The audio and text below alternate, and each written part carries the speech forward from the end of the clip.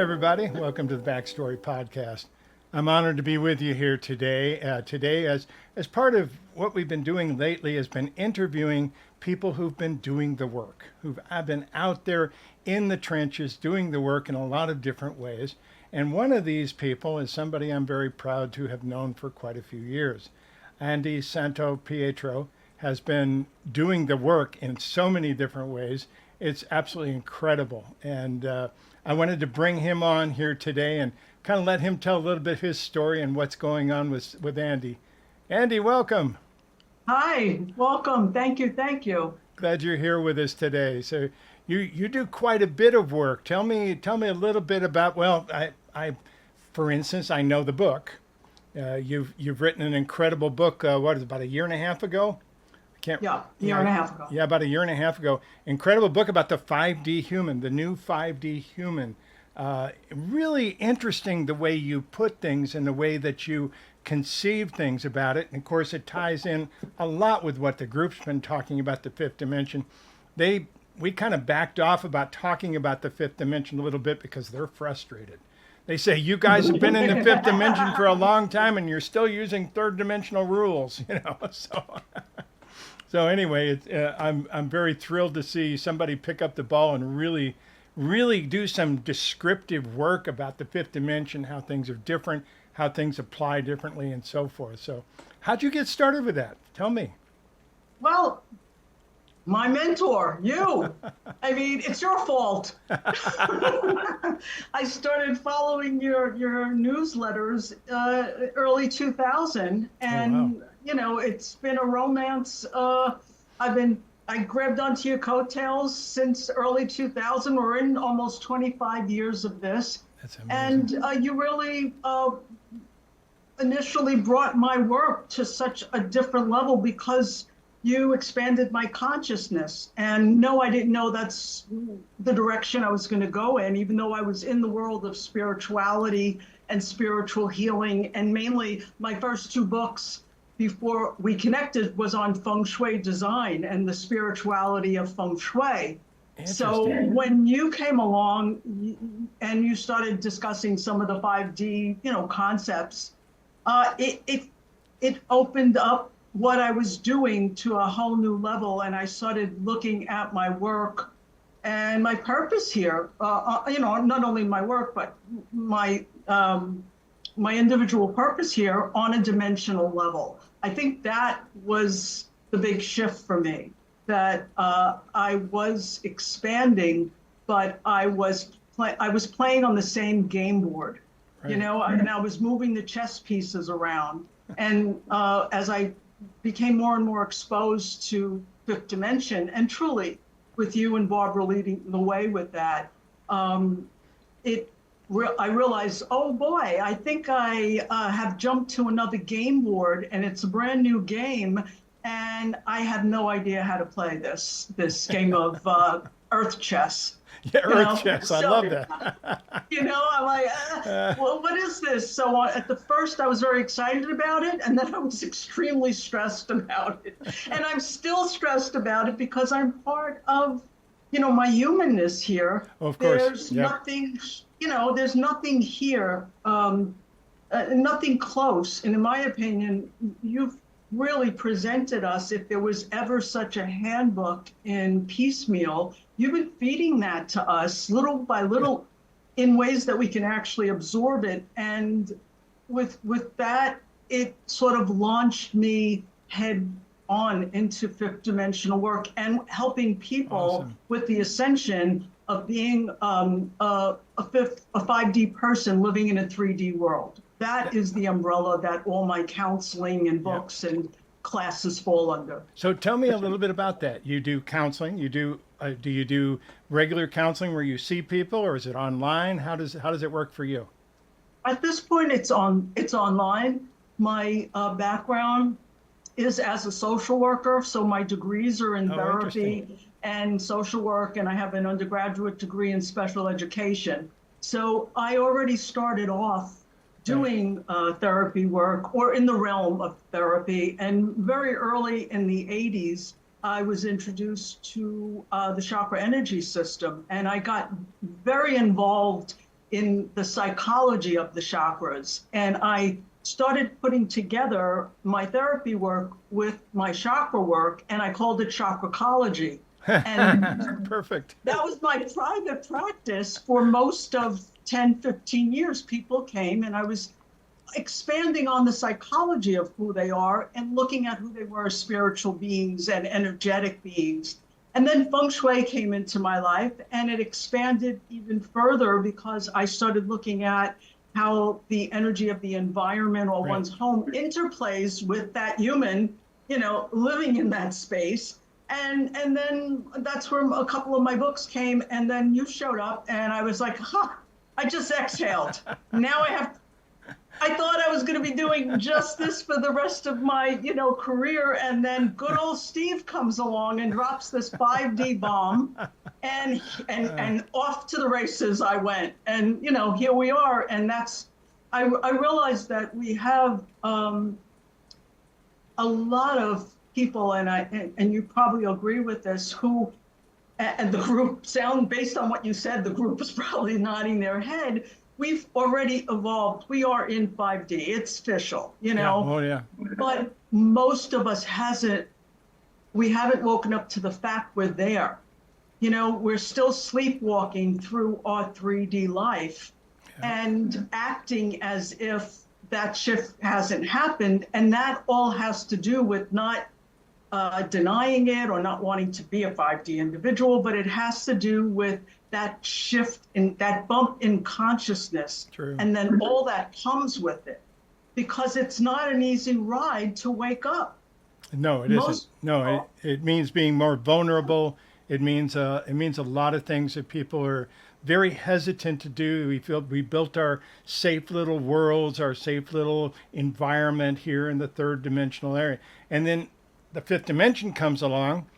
Everybody's in the fifth dimension, but we keep using these third dimensional rules and ideas and so forth to be able to do that. And we're changing. I don't want to say we're not. We're evolving very well, and largely thanks to people like you who write books about it, who take this energy in several areas. And to be clear, Barb and I and the group did not originate the idea of fifth dimension. That's been talked about for quite some time. But the actual countdown to it and the actual energy around it was very magical, absolutely magical. So you did counseling for a while. You moved into the counseling. When did you write the first book? My first book was written in 1997, and the second book was in 2004. It came out. I actually wrote it in 2002, but it got published finally in 2004. And that was overlapping. That was overlapping my time. And maybe it's fair to say you didn't coin 5D, but I think the difference, if I may, about your work and your timing of your work, I'm going to correct you a little bit, is that 5D, as you said, have been spoken about for eons, and a lot of people, I take that back, many souls on the planet were living a 5D life, but the 2000 era where you sort of came into your work and your delivery of your path and this mission, what was different about that is that the collective was moving towards 5D. Chunks of the collective, not individuals who were highly evolved on the planet. Correct. And already ahead of the game.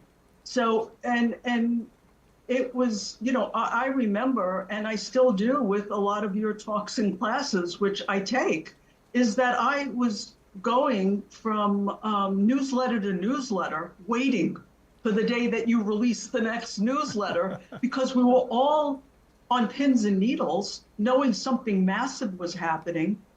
And it was not only wonderful, it was scary, and it still is. Yeah. Because I think, when you were addressing, hey, why are we still doing a 3D dance when we have this expanded, this whole, orchestra of 5D, beautiful skills, new stuff. And in my opinion, I think people underestimate 3D. I think out of the three dimensions that the majority of us are moving in and out of, and that's just my definition of multidimensionality here on the planet. I know we're in 5D, but we as humans, every second of the day bounce in three, fourth, and fifth dimension. We move in and out of those dimensions all the time. That's multidimensionality. That's what's more challenging. If we were just in 5D and that was the only dimension and that's what we were born into, and that's what will die in our kids and the next generation, or, you know, however the earth is going to be around, we would be treating it like the ho-hum of 3D. The reason why 3D became so familiar to us is because it was the longest existing dimension of all the dimensions. So 3D happens to be the most limiting and oppressive, but it's the dimension that was the easiest to navigate, because if you liked it or not, you knew your place, you knew your gender, you know what was expected of you as a woman, as a man. I'm not promoting that or saying I'm so glad we grew from that, but even if you didn't like it, the guardrails were there. That's true. And you had to live within it. But what the most tumultuous, in my opinion, dimension on the planet now is 4D. 4D is not spoken of enough, but it's really the dimension that's running circles around us. It's the shortest stay, but it does the biggest upheaval towards change. Yes, well, it has to be there, or we won't be able to move. Exactly. We have to go through it to get the imprints of the fourth dimension to live firmly in the fifth dimension. So yeah, absolutely. It's all part of it. And the third dimension, like you said, to me anyway, and from what the group has shared with me, what's part of the challenge is we built so much for so long in the third dimension. Even all of our systems, which the group says we're starting to have some challenges with, our banking systems, our communication systems, everything that we built originally was built that was built in the third dimension. And now we're starting to open up, and the technology is moving very quickly because of it. So yeah. No, I agree with that. And I think that's why it's so important, what I'm seeing in my work and my practice and with my friends and myself. Right. You know, I'm not above this by all means. You know, they say you teach what you need to learn. So I hate that part. You know, but that's true for me. It is true. No, it's absolutely true. It's keeping me grounded, you know, every day. I need this every day. That's why they stuck me in the front of the line with this, because they're like, oh, yeah, I'm going to be a handful if I fall behind, you know. But my feeling is that what has happened, like any other concept, you know, and you can take this from technology, medicine, you can take it down to typing, you know. If you don't know how to do it, it's scary. Right. And if you don't understand the mechanisms on how to learn it, then you feel impotent, you feel like you're falling behind, you feel like you lost your mojo. And what I have found with a lot of my clients and even some of the journey that I was on is out of that confusion of the actual sort of the advancement consciously that we moved towards going into 5D, it left us so disarmed and not even knowing what happened that many people start internalizing it, where the confusion lowers their self-worth, their self-esteem. I'm probably not good at what I do. God forgot about me. And a lot of great people who evolved are getting caught in the undertow of how they internalize the not understanding of the transition. That's exactly right. That's exactly right. It's what the group calls the bodysuit, basically the avatar is basically who we think we are. We do that part has to change a lot in order for us to really anchor some of the new attributes of all the dimensions that we're in right now, because it is a scary time, and that's why I think that's part of the reason we're seeing so much incredible division on the planet, is because people feel the change naturally. People resist change. They want to go back to the good old days, even though the good old days weren't really that good. They, we always have memories about putting our good memories in the back and projecting toward the future. So it's kind of an interesting process that we play with. But that's amazing. So tell me about the rest of your work. You do sessions. You also do classes, do you not? Do you teach classes? Yeah, I online? do. I do regular series of classes, and actually the last year we focused on the spirituality of money, which was really, it was an amazing process to go through. And I, on purpose, used the word money. Yeah. And right. I'll tell you why, because we tend to trip over our spiritual feet, right? We use prosperity, Yes. abundance, but I don't know about Abundance, you, but yeah. growing up in my house, my father never used that word when he was talking about being short. You know, my father didn't go, hey, we're a little short on abundance this week. You're not going to that movie, kid. My father was like, hey, I don't have the money this week. You're not an Italian father, you know? And money carries the thought form. Yeah, so it's we true. become these spiritual beings, and we start talking around the thing that we're most confused about. And we learned it as the word money.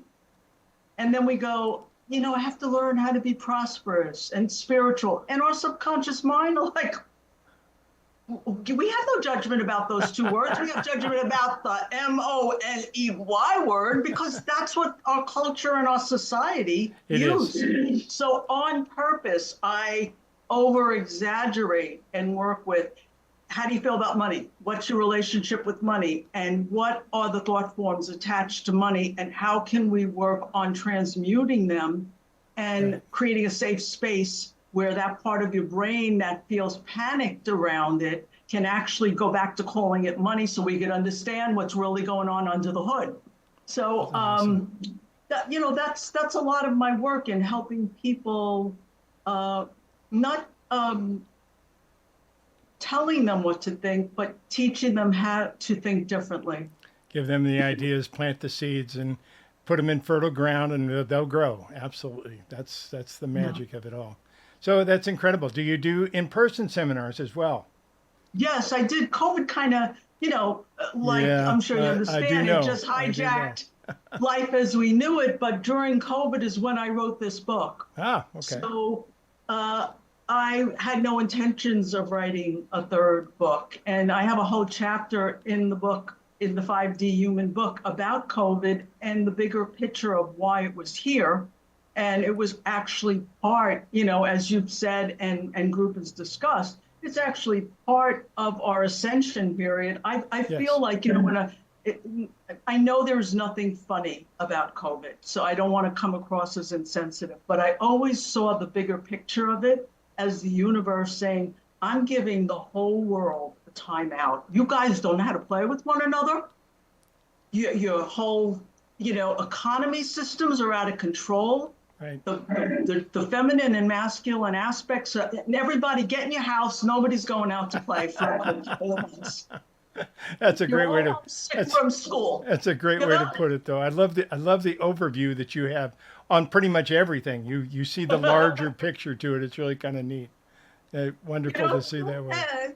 We were just totally out of control. The universe didn't know what to do with us. Totally agree with you. Everybody's sick. That's it until we get this right. And everything's changed. I mean, even the technology has evolved in different ways. We've learned to communicate in different ways, even though COVID is in the background. It's still here with us, but it's not killing people the way it used to, and all the rest of it. And of course, we had all the conspiracy theories that surface around it and so forth. But the reality is we dealt pretty good with that. We integrated that piece, which was very difficult to do, but it also helped us change our physical bodies. So, you know, some of the evolution that we've gone through with that is it did serve a higher purpose. So that's amazing. So you're doing all of it basically. You're doing in-person seminars, you're doing online, you're doing the coaching.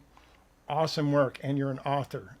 I'm so proud of you, Andie. It's just Thank you for that, just and thank you absolutely for amazing. being such an incredible mentor to me Um, for decades. You've been the voice in the back of my head, your teachings, the group, Barbara, and everything that you brought forward. And it's my humble, it's mine to own. I am very grateful. well, if I remember right, I think the last time we were together was in Sedona.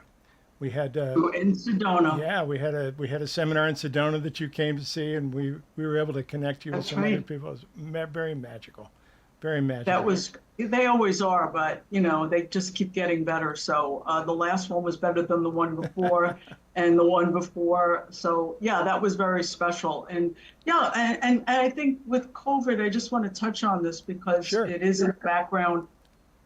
You know, I, my feeling is, especially my work is around the shadow, and that's a lot of what the book is. And shadow, not in the pejorative sense, it being bad or negative, but it's the unknown, the unconscious.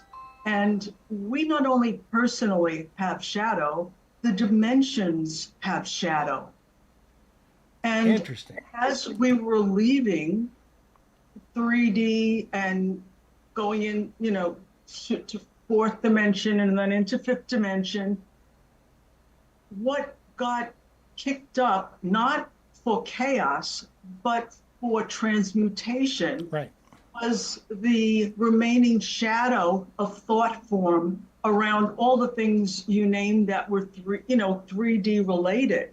So when COVID came along, for the first time across the universe, and this is why it's never happened before, is that for the first time across the universe, everybody was scared together.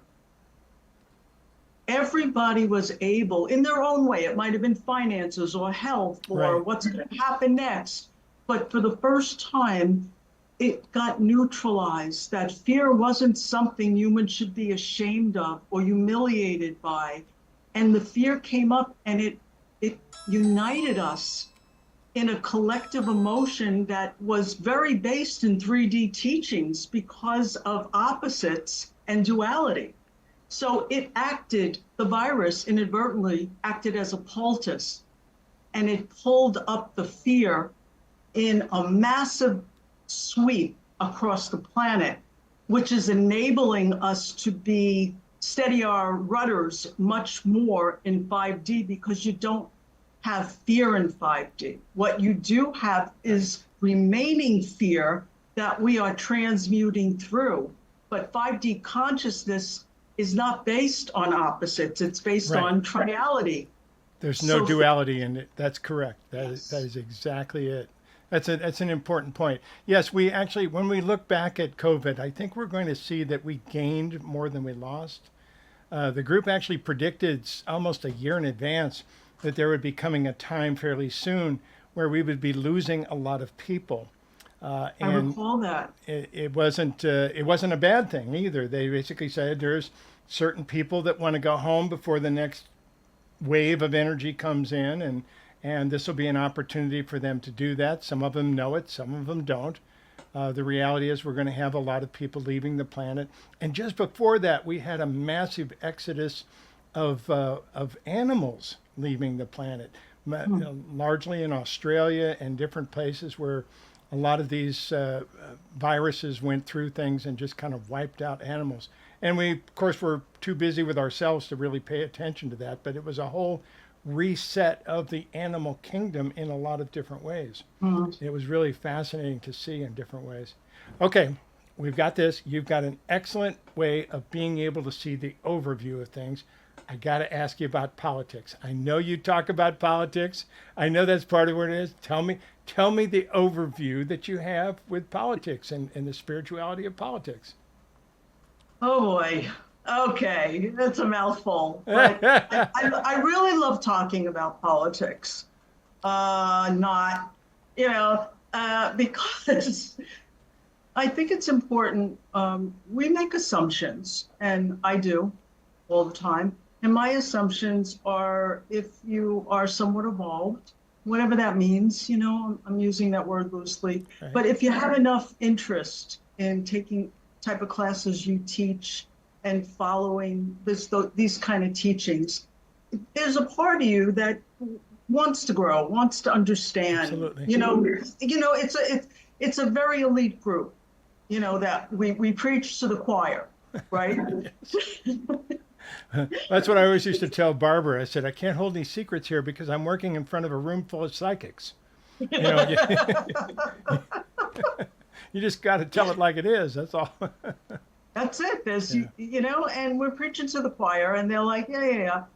And what I found is a lot of surprises along the way, how people that, maybe I'm generalizing now, I'll take that hit, but many people who are spiritual tend to back away from politics because they see it beneath their spirituality, because it's so convoluted and it's really gotten disgusting, and Yep.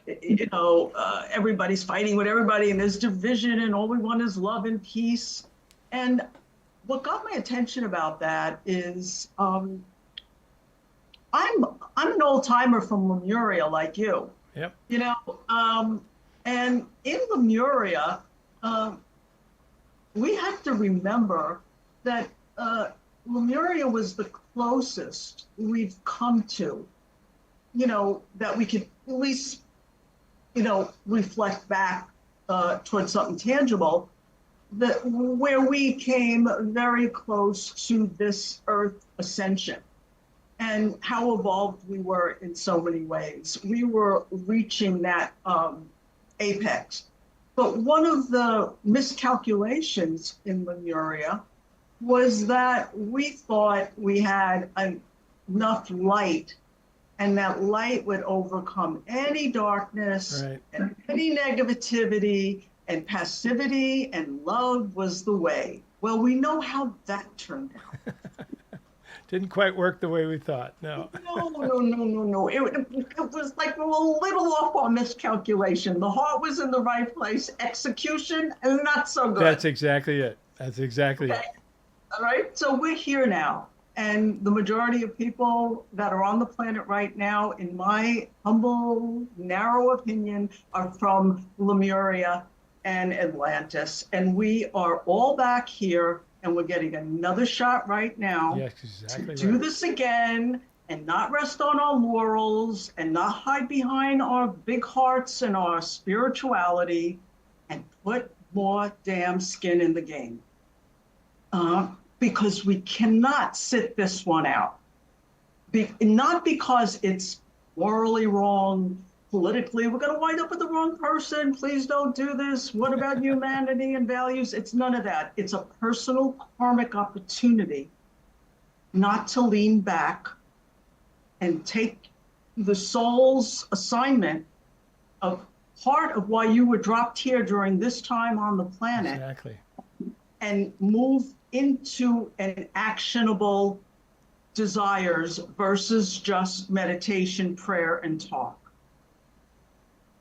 Really put it into use, and that is one of the ways we can put it into use. Absolutely, become involved with it. Yeah, it's interesting. The group talked about Lemuria, and they talked about the government of Lemuria, which they said was really kind of interesting because these were true public servants. They were more responsible for making sure the trash was taken out and dealt with than they were for international relationships or strength of their defense systems or things of that nature.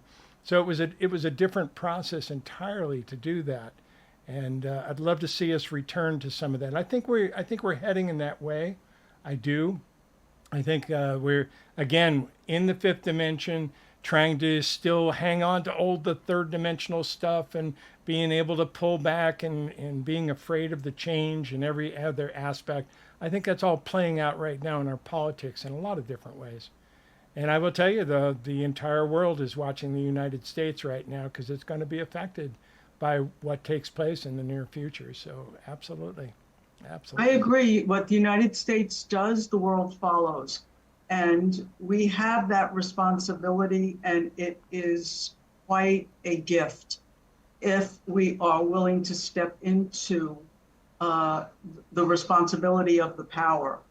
And when we step back, and I think, because politics has become such a hot topic, and I speak for myself always first, and everybody's gone out of their way not to sound partial and not to pick a side, and that is just, to me, nonsense.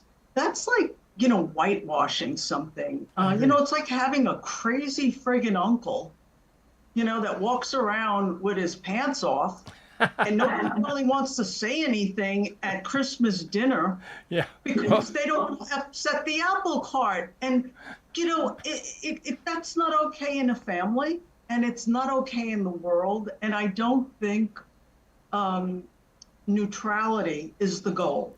I definitely don't think so. I don't think so. Right. And I think it would be a very big mistake for people who are intrinsically want change and on a spiritual path to buy that thought form and hide behind it, because we need everybody on the playing field. We really do. For this game. We really do. The group talked about a time when after Atlantis sank, after Lemuria sank and after Atlantis sank, that there came a time where we stopped time, and we had a grand meeting of all the spirits, and we all decided that if we were ever able to get humanity to a high enough level, that we would all jump back in and try to make it past the goal mark. I think we're here. That's exactly what you said earlier. Most of the people that are here are from Lemuria or Atlantis.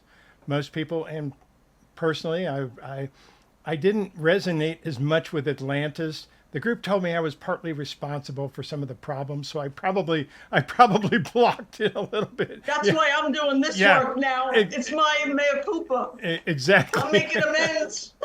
Exactly. But boy, I have memories about Lemuria and the interconnection with it. So, if we all stand up and take our stand, right or wrong, it doesn't make any difference. We get involved, we ask the questions, we do our research, we do our voting, we do all the rest of it, and we get involved. That can make a huge difference right now, more than ever before on this planet. And I think that's part of what's happened. We've seen this massive wave of people come back in and be here at this time. And that was really critical for all of us. So tell us a little bit about how people would find you. We're on a podcast, so you'll need to spell out your website for us. Yeah. Oh, thank you. Yeah, they can find me on my website, which is Andie, Andie SantoPietro, SantoPietro.com. And from there, they have contact forms where they can reach me directly and find out, get on my mailing list, find out more about my classes, my individual sessions. And also I have a blog page and Instagram where they can follow me. My Instagram address is It's Not Your Mama's Spirituality. I love that. Not Your Mama's Spirituality. I love that. Is that the name of it? That's my Instagram. That's perfect. Hashtag, That's perfect. And we can do this really tough work and look at these really hard things together. Yes. It doesn't have to be scary. We can laugh about it and follow a lot of your very early and continued teachings about responsibility and accountability. Because without that, the soul is not very happy here. Correct. Andie SantoPietro, thank you so much for being with us here today. I'm so proud of you. I really am. The work you are doing is incredible. I've seen your personal struggles. We've talked together many times on different things. You really are a bright light on this planet, and I want to personally thank you for that. Good job. And Steve, I love you very much, and I am so grateful to you personally, and I am so happy that you put yourself and followed your path and led so many people to this incredible place that we are right now. Espavo. Espavo, Andy. Thank you, my friend. Espavo. Thank you, Steve. All right, and that does it for today's Backstory podcast. These are people that really have made a difference here on the planet. And you're probably watching this because you're probably one of those people. We hope we can spur you on a little bit to step into your power, to bring the fifth dimension into your reality now, and to stop using some of the third dimensional rules that really don't work anymore.